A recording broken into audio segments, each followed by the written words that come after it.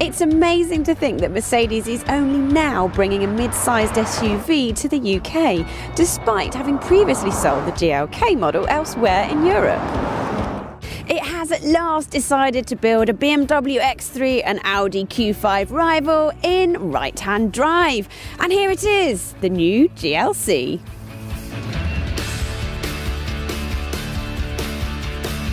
The newcomer is built on a heavily adapted version of the C-Class platform and is available in the UK only as a diesel.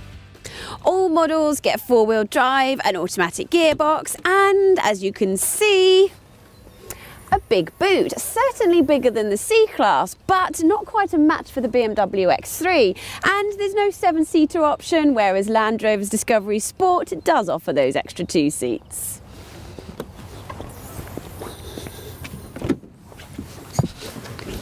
Again, there's more space here than in the C-Class, with plenty of headroom and plenty of legroom. There's even enough space for three adults to sit side by side without too much elbow bashing. Child seats are taken care of with Isofix mounting points on the outer two seats. As a driver, you get a great commanding view of the road, although I do have a criticism. I'm 5'4½", which is not particularly tall, granted. However, the seat is in the furthest most position and the steering wheel is in the closest position to driver, and the average height of the UK female is actually 5'3", and I really think that they would struggle to drive this car. On a plus side, the Mercedes interior really is quite special. The materials, the quality of the finish, or whether it's the clarity of the dials, this is like travelling first class. Another slight reservation is around this screen, which appears to be tacked on as a bit of an afterthought.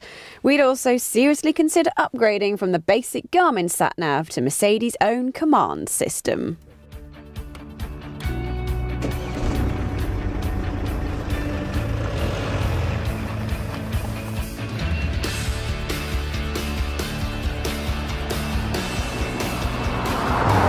Not only is the GLC only available with a diesel engine, but there's only one choice of engine size as well, which is 2.1 litres. Mercedes does, however, offer it with either a 170 horsepower output or, as in the one that we're in today, 204. Both are teamed up with a 9-speed automatic transmission. That gearbox helps to take advantage of the engine's torque. Mercedes say it will do 0 to 60 in 7.6 seconds, so it's a pretty quick car. And when you're on the move and open her up, it feels quicker again. As we've found with this engine and other Mercedes models though, it can be quite noisy, both at idle and when accelerating. As for fuel economy, well, the official figure is 56 miles per gallon. Yeah, right, we are getting 36.2 miles per gallon, but for its size of engine and size of car, that is about average. Our car is also on AMG line sport suspension, which gives the ride an unnecessarily sharp edge. Upgrading to air suspension or even sticking to the standard non-sport setup would be preferable. It's not like the GLC is particularly sporty, there's just a bit too much lean in the corners, and the steering, although it's quick, it offers very little feedback. For the real keen drivers out there, the BMW X3 is definitely the winner in this department. Mercedes expects most GLC buyers to opt for the 250D because its CO2 output and thus tax rating is the same as the less powerful 220Ds.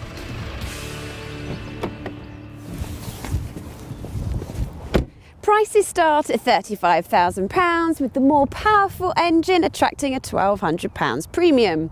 All things considered, we'd still put the BMW X3 as the class leader. However, the Mercedes isn't really that far behind. To watch the Land Rover Discovery Sport review, click here. To subscribe to the Telegraph Cars YouTube channel, click here.